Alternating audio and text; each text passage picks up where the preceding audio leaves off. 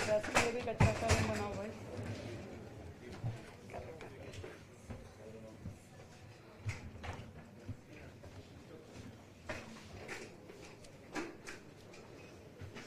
Press के मेरे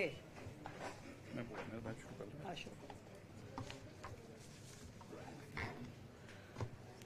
सभी प्रेस के मित्रों का, बंधुओं का बहुत बहुत धन्यवाद। आज माननीय मुख्यमंत्री जी कल जो कैबिनेट में और फैसले हुए, उनमें से एक ट्रेडर वेलफेयर बोर्ड का फैसला, क्योंकि मुख्यमंत्री जी जहां समाज सेविक रही हैं, वहीं से एक उस परिवार से हैं जो दिल्ली का व्यापारी वर्ग है और जो दिल्ली की जरूरतों को समझता है। लाल फीताशाही के खिलाफ लगातार मुख्यमंत्री जी के काम आप देख रहे हैं और उसी में आज दिल्ली के ट्रेडर्स के लिए भी बहुत बड़ा तोहफा है जो माननीय मुख्यमंत्री जी आपको जानकारी देंगे। धन्यवाद। धन्यवाद हमारे आदरणीय मंत्री सिरसा जी का। और ये उन्हीं के महकमे की बड़ी घोषणा है जो हमने अपने बजट भाषण 2025-26 में भी कहा था और अपने इलेक्शन के मैनिफेस्टो में भी बोला था। मुझे खुशी है कि सरकार के मात्र 4 महीने के कार्यकाल में ही हम इसके गठन की फॉर्मेलिटीज को पूरा कर पाए और ये है दिल्ली के व्यापारियों के लिए कल्याण बोर्ड, दिल्ली व्यापारी कल्याण board, Delhi traders welfare board. इसका इस कैबिनेट में हमने गठन को अप्रूवल दिया और ये एक ऐसा बोर्ड जो कि एक वैधानिक निकाय होगा, सोसाइटी रजिस्ट्रेशन एक्ट 1860 के तहत पंजीकृत होगा और एक ऐसा राजनीतिक कदम जो सरकार की प्रतिबद्धता को भी दर्शाता है और दिल्ली के व्यापारी समुदाय की भलाई, उनकी आर्थिक सुरक्षा, उनकी स्थिरता को भी बढ़ावा देने वाला ये कदम है। और जिसके मुख्य उद्देश्य यदि मैं कहूं कि वो सारी समस्याएं जो हमारा व्यापार जगत से जुड़े हुए लोग, उद्योग क्षेत्र से जुड़े हुए लोग रोजाना वर्षों वर्ष से फेस कर रहे थे, उन सबको कम करना। दिल्ली में कोई एक ऐसा प्लेटफॉर्म नहीं था जहां पे व्यापारी वर्ग के लोग इकट्ठे होकर अपनी समस्याएं कह सके। एक लाइफलाइन जो सिटी की है, दिल्ली की एक लाइफलाइन जो उसका स्तर बढ़ाती है, उसका इकोनॉमिक स्तर बढ़ाते हुए आज रेवेन्यू जनरेशन में जो सबसे बड़ा पार्ट है जिसके कारण से दिल्ली की वेलफेयर स्कीम चल पाती है। इससे पहले वो बिल्कुल निस्सहाय होकर के कि कोई मदद करने वाला प्लेटफॉर्म, कोई सुनने वाला, कोई समस्याओं का निवारण करने वाला कोई प्लेटफॉर्म दिल्ली में उपलब्ध ही नहीं था। तो दिल्ली ट्रेडर्स वेलफेयर बोर्ड ये अपने आप में एक बहुत बड़ा प्लेटफॉर्म रहने वाला है जो कि व्यापारियों की समस्या को भी दूर करेगा, उनकी सामाजिक सुरक्षा की चिंता भी करेगा, उनको वित्तीय सहायता देना, उसमें निवेश और रोजगार के नए अवसरों उपलब्ध कराना और विभिन्न विभागों में जुड़ी हुई व्यापारिक क्रियाएं जो होती है उसको लेकर के भी उनके सुझाव, पॉलिसी फॉर्मेशन, रिफॉर्म्स की बातचीत, रेगुलेटरी चैलेंजेस जो इनके सामने आते हैं उनकी चिंता करना, सोशल सिक्योरिटी बेनिफिट्स इन सबको देना और इसके अलावा भी जो वेलफेयर के अलग अलग जो मेजर्स है उनको प्रदान करना, ईज ऑफ डूइंग बिजनेस का माध्यम बनना और एम्प्लॉयमेंट एंड इन्वेस्टमेंट्स को बूस्ट करना, ये सारे के सारे कार्य वो होंगे जो हमारा ये बोर्ड करेगा।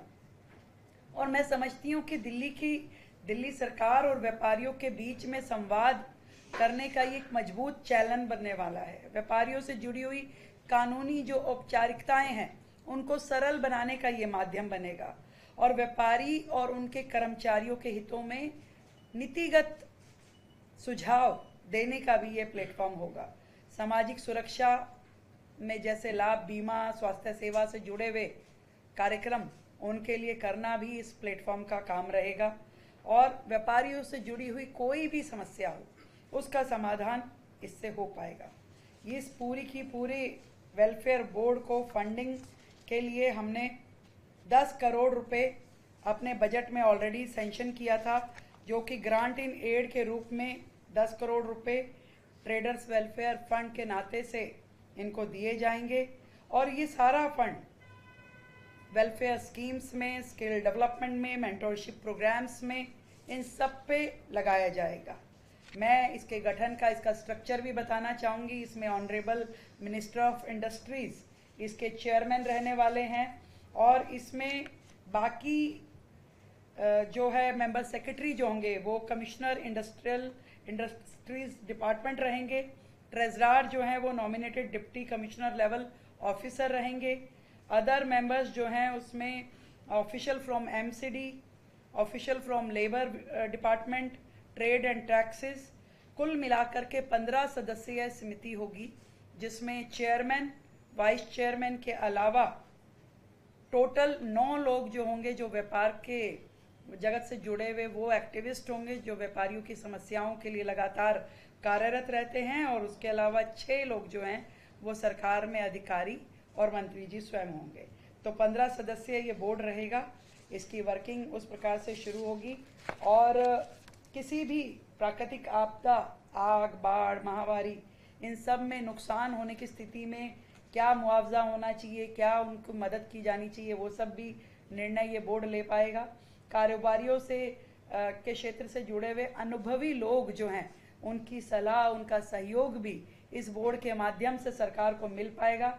नेटवर्किंग इवेंट्स के भी आयोजन हो पाएंगे इसमें, और व्यापारिक सलाह, कानूनी सलाह इत्यादि भी इस बोर्ड के माध्यम से व्यापारियों को मदद मिल पाएगी। इसके अलावा राष्ट्रीय और अंतर्राष्ट्रीय जितने व्यापार मेले होते हैं उनमें भी सहभागिता इस बोर्ड के माध्यम से होना तय हो पाएगा। ये सारी चीज़ें मुझे लगता है कि दिल्ली में जो करदाता है, जितने पंजीकृत हमारे पास ट्रेडर्स है, लगभग 8 लाख की संख्या है जो ट्रेड एंड टैक्सेस विभाग के पास रजिस्टर्ड ट्रेडर्स की है। इन 8 लाख व्यापारियों को सीधा सीधा सरकार अपने लूप में लेकर के उनके वेलफेयर की चिंता अब इस बोर्ड के माध्यम से करेगी, जिसमें कि चाहे वो प्रोप्राइटरशिप हो, पार्टनरशिप हो, प्राइवेट लिमिटेड कंपनी हो, एलएलपी हो, जो भी हमारी जितनी व्यापारी संगठन जो इसमें जुड़े हुए हैं और व्यापारी संस्थान इसमें जुड़े हुए हैं, जीएसटी में जो पंजीकृत है, उन सब को इसमें हम पंजीकृत करेंगे। और ट्रेडर्स वेलफेयर बोर्ड जो है उद्योग विभाग के हमारे सहयोग से इस योजना को लागू करेगा। बोर्ड का रजिस्ट्रेशन और संचालन के लिए एक आईटी पोर्टल भी बनाया जाएगा। मैं ये समझती हूँ कि बहुत ही दिल्ली के व्यापारियों के लिए जो संदेश मैं देना चाहती हूँ कि आप लोग अकेले नहीं हैं, सरकार अब आपके साथ है। आपकी सुरक्षा, आपका कल्याण, आपके व्यापार की समृद्धि के लिए सरकार आपके साथ खड़ी है। और ये बोर्ड सिर्फ एक संस्था नहीं है, बल्कि सरकार का भरोसा है व्यापारियों के ऊपर। ये दिखाता है कि हम कारोबार एक बोझ नहीं है, बल्कि राष्ट्र निर्माण में भागीदारी आप लोग इस व्यापार के माध्यम से कर रहे हैं। आज शहर आप लोगों के सहयोग से चल पा रहा है। हमारी सरकार का संकल्प है कि दिल्ली को व्यापार के लिए सबसे भरोसेमंद, सरल और सुरक्षित शहर बनाएं। आप सभी का सहयोग और सुझाव हमें इस प्लेटफॉर्म के माध्यम से मिलते रहेंगे, और इस परिवर्तन की असली ताकत जो है ये बोर्ड बनने वाला है। मैं दिल्ली के सभी व्यापारियों को ढेर सारी बधाई देती हूँ, शुभकामनाएं देती हूँ। अब वो इस सरकार का एक हिस्सा बन करके नीतिगत फैसलों में अपनी भूमिका निभा पाएंगे, और पूरी दिल्ली को जो हमने पीछे भी निर्णय लिया, जिसमें कि हमने बहुत सारी लाइसेंसिंग प्रक्रिया को सुगम करने के लिए मल्टीपल एजेंसी सिस्टम जो था उसको धीरे धीरे हम डिलीट कर रहे हैं। Ease of doing business, single window system, इस तरह की चीज़ों पे हम धीरे धीरे जा रहे हैं। और इस प्लेटफॉर्म के माध्यम से, इस बोर्ड के माध्यम से व्यापारियों के सीधे सुझाव हम सबको मिल पाएंगे। सरकार उस दिशा में काम कर पाएगी।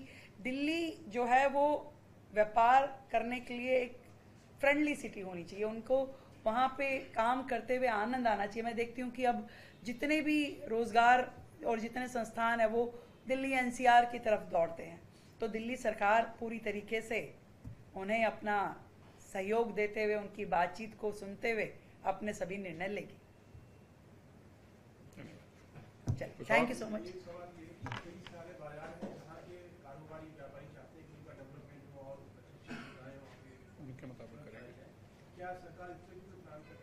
बिल्कुल करेंगे ना। ये बोर्ड में हर प्रकार के व्यक्ति इसमें रहेंगे, उनके रिप्रेजेंटेटिव रहेंगे और वो जो सुझाव लेके आएंगे उन्हें हम इम्प्लीमेंट करेंगे। Thank you so much.